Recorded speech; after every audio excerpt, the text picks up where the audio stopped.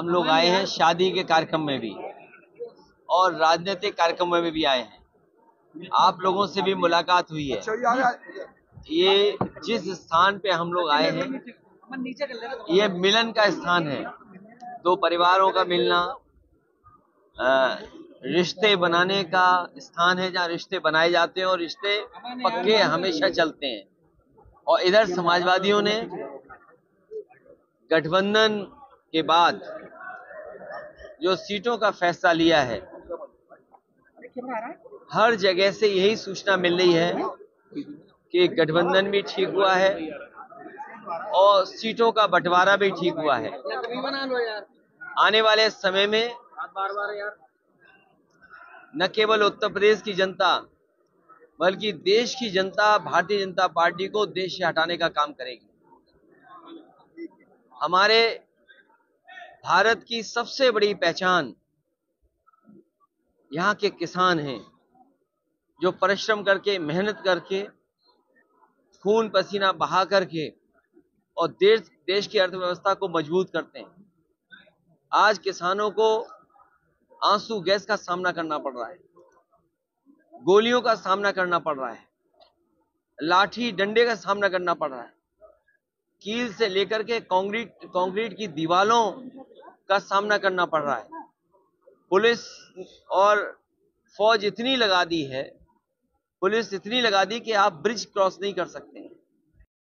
आखिरकार क्यों? क्योंकि किसान अपना हक मांग रहे हैं, किसान अपना एमएसपी मांग रहे हैं। और किसान की उम्मीद तब ज्यादा बढ़ गई जब भारतीय जनता पार्टी ने स्वामीनाथन जी को भारत रत्न दिया, किसान नेता रहे, देश के प्रधानमंत्री रहे, चौधरी चरण सिंह जी को भारत रत्न दिया। जब आप भारत रत्न दे रहे हैं और उन लोगों को जो किसानों का भविष्य बदलना चाहते थे, तो आखिरकार एमएसपी को देने के लिए कानून क्यों सरकार नहीं बना रही? तो केवल भारत रत्न इसलिए दिया गया कि आपको वोट चाहिए। और जो लोग जय जवान, जय किसान, जय विज्ञान की बात करते थे, किसान वहां दुखी है, धरने पे बैठा है और पूरा उत्तर प्रदेश का नौजवान सड़कों पर है। जहां भी जा रहे हैं, मैं भी हाल में एटा आया था, जलेसर, हर गांव में लड़के बाहर निकल करके हमें भर्ती को लेकर के शिकायत कर रहे थे। सड़क पर जगह जगह खड़े होकर के उन्होंने ज्ञापन दिया कि भर्ती के पेपर लीक हुए हैं। मैं मेरठ गया, वहां पर बड़ी तादाद में नौजवान मुझे दिखाई दिए, मुजफ्फरनगर में थे वो मेरठ के बच्चे।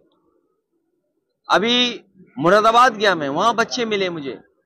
जो तस्वीरें आ रही उत्तर प्रदेश से, चाहे वो इलाहाबाद हो, प्रयागराज हो या आपका महोबा हो, बुंदेलखंड के क्षेत्र से, हर जगह से ये शिकायत आ रही है कि पेपर लीक हुआ है।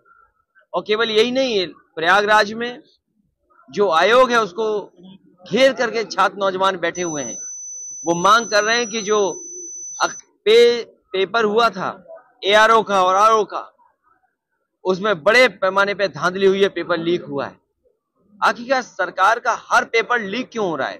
जो सरकार ये कहती हो कि दुनिया में हमारी 5वीं अर्थव्यवस्था बन गई है, उस सरकार में पेपर लीक हो रहा हो, किसान दुखी हो, नौजवान सड़कों पे हो, तो हमारा देश कैसे तरक्की करेगा? जो लोग भारत माता की जय के नारे लगा कर ही भाषण शुरू करते हैं, उन्होंने अग्निवीर जैसी व्यवस्था दी है, खराब व्यवस्था, नौजवानों का भविष्य अंधकार में डाला है। तो राष्ट्रवादी वही होगा और राष्ट्रवादी सरकार वही होती है जो किसान को खुशहाल बनाए, नौजवान का भविष्य बेहतर करे। जो सरकार किसान को दुखी करे, जो नौजवान की नौकरी और रोजगार छीन ले, वो राष्ट्रवादी सरकार नहीं हो सकती, उसको राष्ट्र से प्रेम नहीं हो सकता।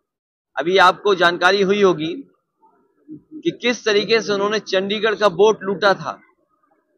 मान लीजिए ये तो बैलेट से वोट पड़े थे, बैलेट से वोट पड़े थे, इसलिए लोगों को पता लग गया कि बैलेट में हेराफेरी हुई है। मान लीजिए मशीन से वोट पड़ा होता तो मशीन को कहां से खोलते हम, कहां से कोई देख पाता? तो ये तो बैलेट की वजह से इनकी चोरी पकड़ी गई, वोट की लूट पकड़ी गई। भारतीय जनता पार्टी एक गिरोह की तरह काम कर रही है, राजनीतिक दल नहीं है। भारतीय जनता पार्टी एक गिरोह की तरह काम कर रही है, ये कोई राजनीतिक दल नहीं है। सोचिए सुप्रीम कोर्ट ने क्या कहा कि ये तो लोकतंत्र खत्म कर देंगे। सुप्रीम कोर्ट ने बाद में क्या फैसला लिया कि जिसको बैलेट से हराया था उसको जिताया सुप्रीम कोर्ट ने। एक आस और उम्मीद जगी है कि जनता जागरूक हो जाए। ये वोट लूटने का काम करते हैं, ऐसे लोगों को सबक सिखाने की जरूरत है आने वाले चुनाव में।